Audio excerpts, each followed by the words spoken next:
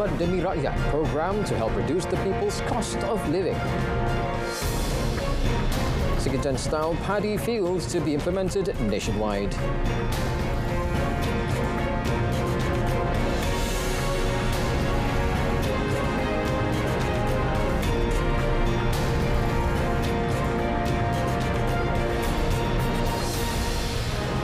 Salam Malaysia Madani, I'm Otto Othman and you're watching Malaysia Tonight. Now, Prime Minister Datuk Seri Anwar Ibrahim said the Khidmat Demi Rakyat cheapest sales program will be continued and expanded nationwide to help reduce the people's cost of living. He said he was concerned about the people's grievances regarding the rising cost of goods and services. Speaking during a visit to the sales program at Klebang Restu Public Field today, Datuk Seri Anwar said although the government has raised the amount of Rahmah Cash Aid or STR, it is still insufficient if the prices of goods increase. As such, he said the government will increase, expand and have more frequent cheap sales, particularly for necessities, including fish, chicken and rice. The Premier also said the government, through the National Action Council on Cost of Living, NACOL, will continue to find solutions to improve livelihoods down to the grassroots.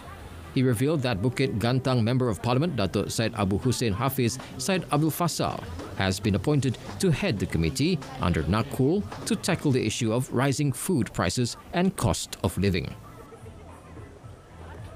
Sebab itu saya nanti tugaskan Saudara Syed Abu Hussein untuk bantu tunggu dalam syarat penyelarasan harga barang makanan ni NACOL, dan kita kesahkan supaya dia akan mengepalai kluster yang tambah ikhtiar supaya jualan madani ini dapat kita tingkatkan di seluruh negara.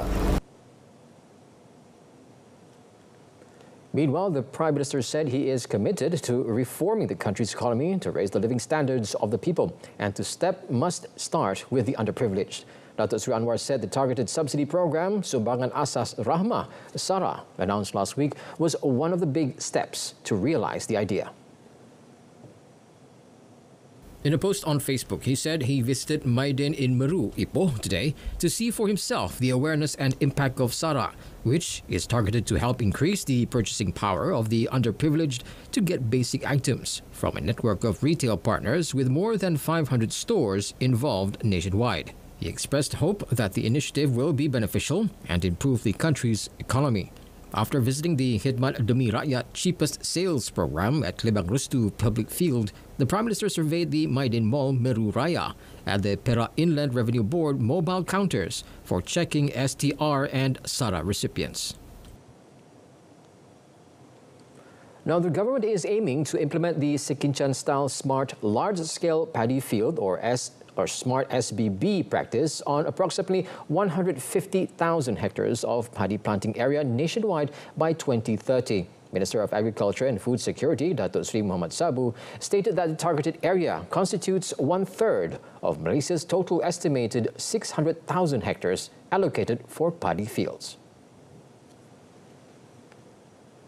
Sabah Sarawak pun akan kita pergi bincang, dan Sabah Sarawak sebenarnya hasil padi atau mengkredit Sarawak agak tinggi. Memang kalau cara yang lebih moden ini kita bersama dengan Sarawak, saya yakin dia akan dapat peningkatan hasil yang sekurang-kurangnya pada masa akan datang.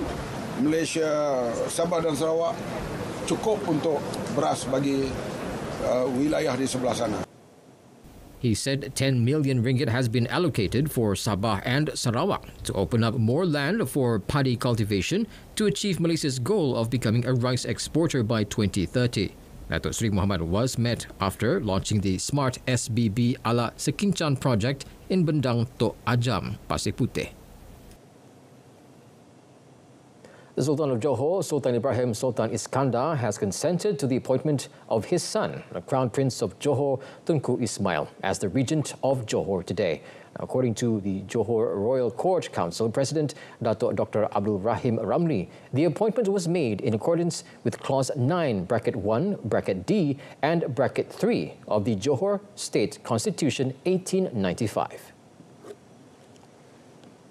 Datuk Dr. Abdul Rahim said the appointment shall continue for the duration of His Majesty's reign as the Yang di-Pertuan Agong. He said Sultan Ibrahim also consented to the title His Royal Highness Tunku Ismail, the Regent of Johor. He added the title should be used in all government matters, including letters, speeches, and prayers. Prior to his appointment today, Tunku Ismail had been appointed as regent on several occasions, the most recent being on June 16, 2022, during a period when Sultan Ibrahim took a brief respite from his administrative duties. Yang di-Pertuan Agong Al-Sultan Abdullah Riayatuddin Al-Mustafa Billah Shah and Raja Permaisuri Agong Tunku Azizah Aminah Maimunah Iskandariah will be fondly remembered by the people of Sabah, according to the Chief Minister, Datuk Sri Haji Jinor. He said Sabahans will fondly remember the King and Queen as very down-to-earth, as evident during Their Majesties' historic Family Kembara Kenali Borneo tour last September, which had endeared them to Sabahans from all walks of life. He said Their Majesties were seen as compassionate when they reached out to the people in distress in several instances. Datuk Sri Hajiji said this in a released statement today, following the attendance at a state banquet on Saturday night in conjunction with the completion of Al-Sultan Abdullah's reign as the 16th Yang di-Pertuan Agong. Datuk Sri Hajiji said on behalf of the Sabah government, he also thanked Their Majesties for their services to the nation and wished the royal couple and their families well. Al-Sultan Abdullah completes his 5-year reign as the 16th Yang di-Pertuan Agong on Tuesday. Police have seized close to 3 million ringgit worth of drugs and arrested 8 men, including the suspected mastermind of a smuggling syndicate. Johor Police Chief Commissioner M. Kumar S. Muthuvelu said the suspects were arrested in a special operation involving the Johor and Bukit Aman Narcotics Crime Investigation Departments on Wednesday and Thursday. He said the syndicate is believed to have been active since June, smuggling drugs to a neighboring country through sea routes with the help of boat skippers. Briefing reporters today, he said the suspects, all locals, were arrested in 5 raids around Johor Bahru, Muar, Permatang Pau in Pulau Pinang and Muazzam Shah in Pahang areas. He said the first raid was on a house in Parit Jawa, Muar, which is believed to be the storage and transit point for the drugs before they are smuggled out. He said police will also work with their counterparts in the neighboring country to investigate the syndicate's activities. Commissioner Kumar added that the suspects aged 23 to 40 tested negative for drugs. They have been remanded for 7 days to assist investigations under Section 39B of the Dangerous Drugs Act 1952.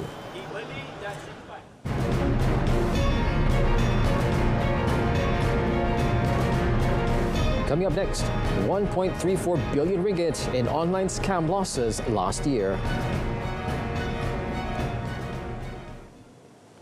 The National Scam Response Centre, or NSRC, has recorded more than 1.34 billion ringgit losses to scams last year, involving 33,235 cases. Deputy Communications Minister Teo Ni Ching said these figures are based on reports lodged to NSRC through the 997 hotline from January to 8th December. She said the losses stem from various types of scams, with the highest was fake investments at 437 million ringgit, followed by e-commerce, 383 million ringgit, telecommunications, 334 million ringgit, e-finance, 104 million ringgit, love scams, 41 million ringgit, and fake loans at 39 million ringgit. These losses were a considerable increase from 804 million ringgit losses recorded in 2022. She advised the public to be vigilant and not to easily fall for various tricks of online crime syndicates, especially in investments which promise high returns. Saya faham ada duit sikit dan catch up dengan inflasi, jadi salah satu cara untuk kita keep the value adalah untuk buat pelaburan. Tetapi apabila kita nak buat apa-apa pelaburan, sangat-sangat penting adalah kita semak dengan Security Commission. Sama itu pelaburan itu adalah diluluskan oleh Security Commission. The Kulai Member of Parliament was met after launching the SWM Kasih Red Packet Mission program in the Taman Desa Kulai neighborhood watch areas.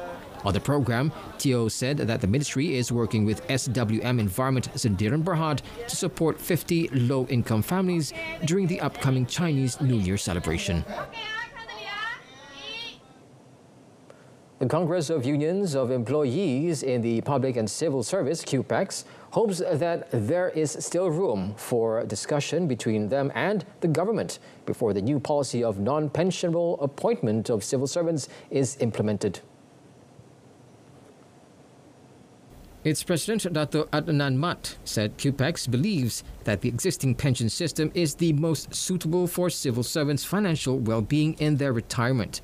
He added a substantial increase in salaries is necessary if the government decides to abolish the pension scheme so that civil servants could contribute to the employees' provident fund and save adequately for their retirement.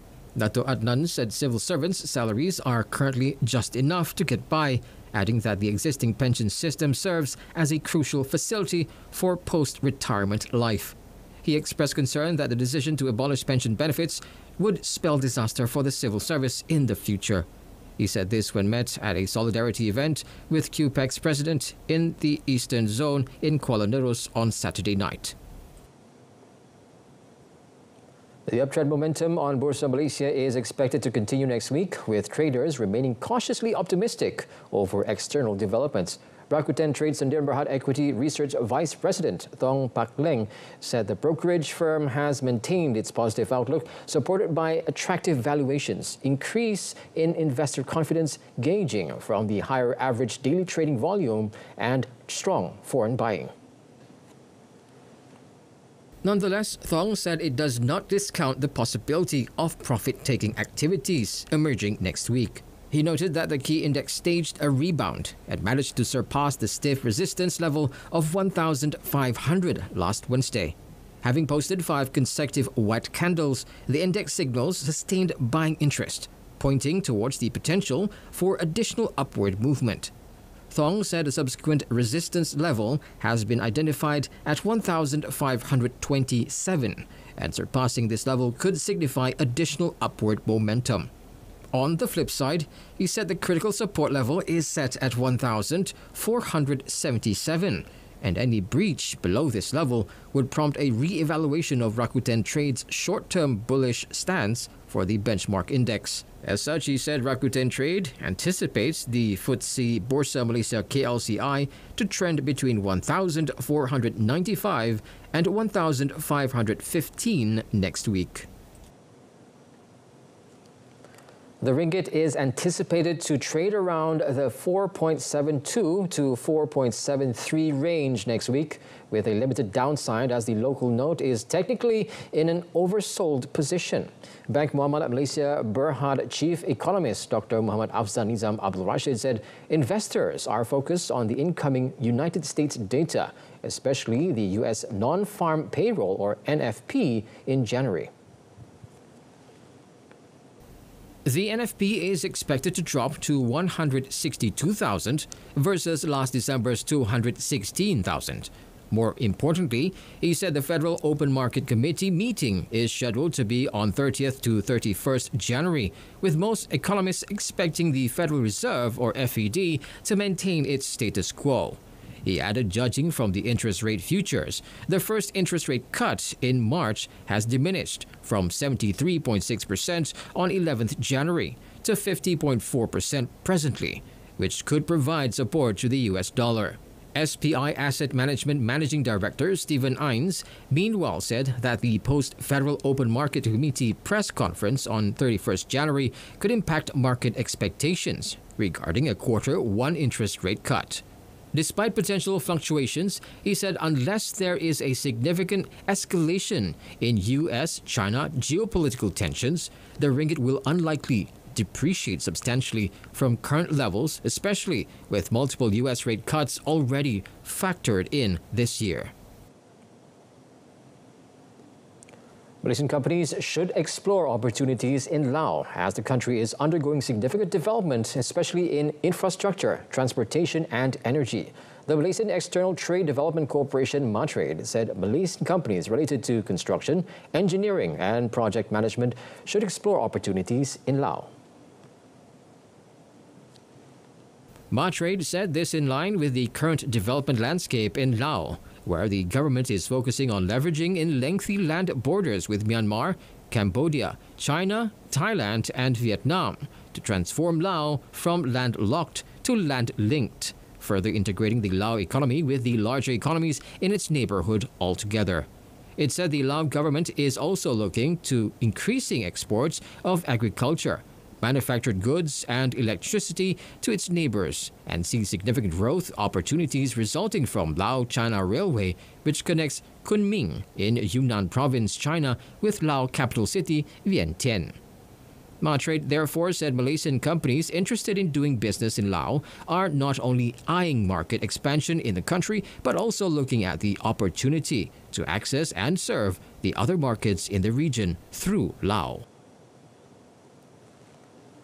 Thailand and China on Sunday signed off on a visa waiver agreement at talks between their foreign ministers as the two countries look to boost ties. The deal, inked by Thai Foreign Minister Parnpree Bahiddha-Nukara and his Chinese counterpart Wang Yi, allows people from the two nations to travel to one another's country visa-free from March 1st. Thai officials hope the deal will encourage more Chinese to come and boost the kingdom's vital tourism sector, which has struggled to bounce back from the pandemic. Now, according to Parnpree, the agreement is a symbol of long-lasting friendship, trust and confidence and would help to stimulate the tourism industry in both countries. Wang welcomed the agreement, saying Thai and Chinese people are one family. Precise details of the visa arrangements were not announced on Sunday, but earlier this month, Thai officials said the deal would allow stays of up to 30 days per visit. Before his talks with Parnpree, Wang held 2 days of talks in Bangkok with U.S. National Security Advisor Jake Sullivan, covering the sensitive issues of Taiwan and the attacks in the Red Sea by the Houthi rebels. China's equipment manufacturing industry saw its profit growth pacing up last year, providing a stronger support for the industrial sector as a whole. In the past year, the country further promoted the optimization and upgrading of the industrial chain, along with the cultivation and strengthening of the new industrial drivers. The National Bureau of Statistics said the efficiency of the equipment manufacturing industry continued to improve last year. In 2023, profits of the equipment manufacturing industry achieved a growth of 4.1%, 2.4 percentage points higher than in their previous year. The sector drove profits of industrial enterprises above designated size to grow by 1.4 percentage points, an increase of 0.8 percentage points from the previous year. Industrial enterprises above designated size are those with annual revenue from principal business exceeding $2.8 million. A top Boeing executive has apologized for the problems highlighted by the mid-flight blowout of a door plug on an Alaskan Airlines flight, as two airlines began returning the troubled 737 MAX 9 planes to service. The comments from Stan Deal, CEO of Boeing's commercial plane unit, came 3 weeks after the incident, focusing intense scrutiny on the Hague aviation manufacturer and forcing the grounding of 171 planes for safety checks. Deal said Boeing's long-term focus is on improving quality to regain the confidence of their customers, regulator, and the flying public. Alaska Air, a major user of the model, began returning its MAX 9 planes to service Friday, and United Airlines followed on Saturday. Along with Alaska Airlines and United, Mexico and Turkish Airlines are set to return their 737 MAX 9s to service in the coming days. Analysts said MAX 9-related disruptions could cost airlines millions of dollars. Since the incident, several steps had been taken to strengthen quality assurance and controls. They included adding new levels of quality checks for affected models and appointing a retired Navy Admiral, Kirkland Donald, to oversee an independent review of Boeing's safety and quality practices.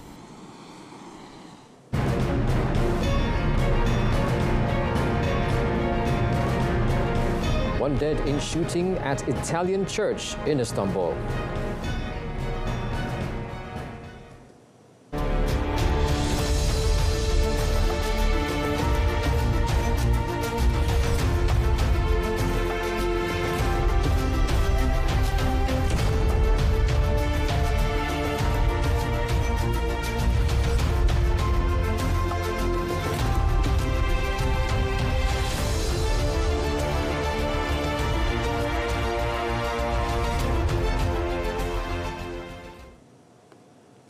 Two assailants launched an armed attack on an Italian church in Istanbul during a religious ceremony on Sunday, leaving one person dead, according to Turkey's interior minister.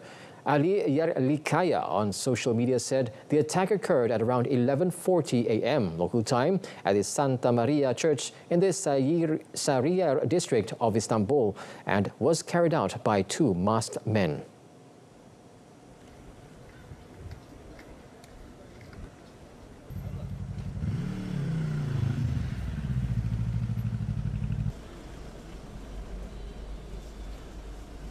An investigation had been launched to find the attackers, he added, who fled the scene after the shooting. The minister said an individual identified only as CT, who was among those attending Sunday's service, had died after the armed attack. Turkey's ruling AKP party spokesman Ömer Çelik said the attackers took aim at the citizen during the mass. Local media reported that others were injured in the attack, but this was not immediately confirmed by the authorities. The motive for the attack was also not immediately clear. In December last year, Turkish security forces detained 32 suspects over alleged links with Daesh groups who were planning attacks on churches and synagogues as well as the Iraqi embassy.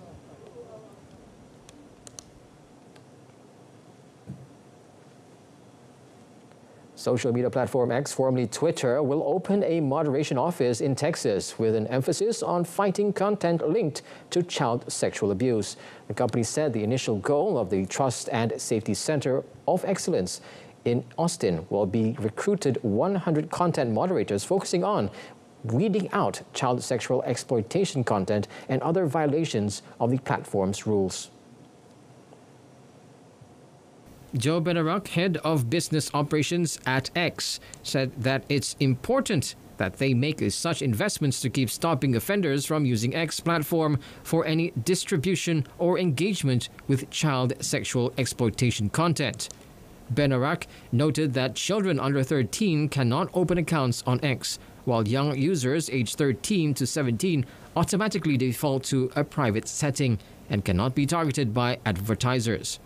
X's announcement comes ahead of a hearing in the U.S. Senate on Wednesday titled, quote-unquote, Big Tech and the Online Child Sexual Exploitation Crisis.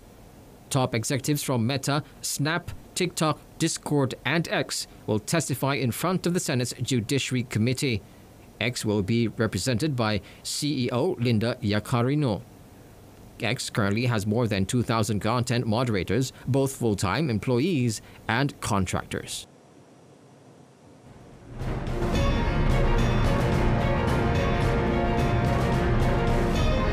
Coming up in sports, Malaysia-South Korea game makes best group matches list. Stay with us.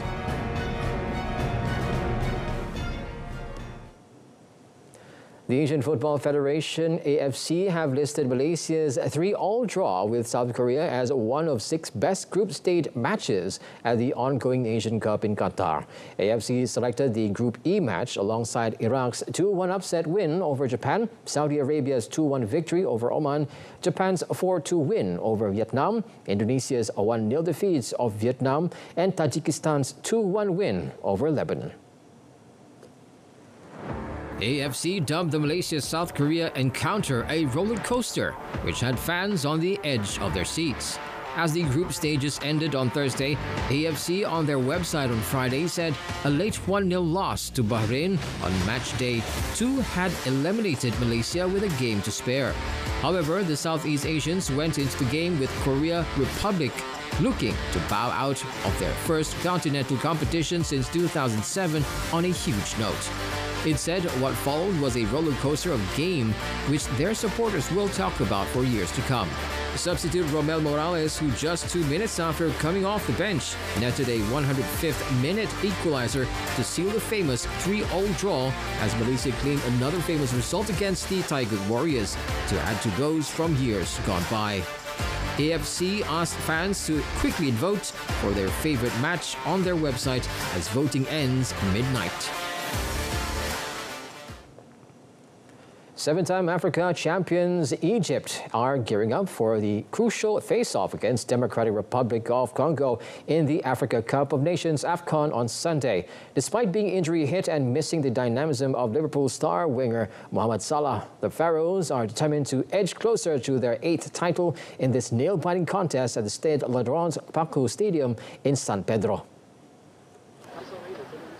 With the absence of key players such as first-choice goalkeeper Muhammad El Shanawi and midfielder Imam Ashur was poised significant challenges for the Egyptian squad, adding that the concerns in Eintracht Frankfurt forward Omar Marmosh's doubtful status following a cold he picked up on the eve of the game. However, the team managed to secure their place in the knockout stage by finishing second in Group B, courtesy of 3 consecutive draws. Historically, Egypt has dominated record against Congo with 8 wins, 3 draws and only 1 loss in their 12 encounters. As the clock ticks towards this much anticipated clash, both teams are aware of what's at stake. For Egypt, it is about proving that they can still be a formidable force even without their talisman Salah. For Congo, it is an opportunity to upset the odds and stamp their authority in the tournament. Barcelona coach Xavi Hernandez said he will quit his role at the end of the season after the team's title defense was derailed in a remarkable 5-3 defeat by Villarreal on Saturday in La Liga. After Real Madrid moved 2 points clear of Girona at the top of the league with a late 2-1 win at Las Palmas, the pressure was firmly on Xavi's defending champions in third.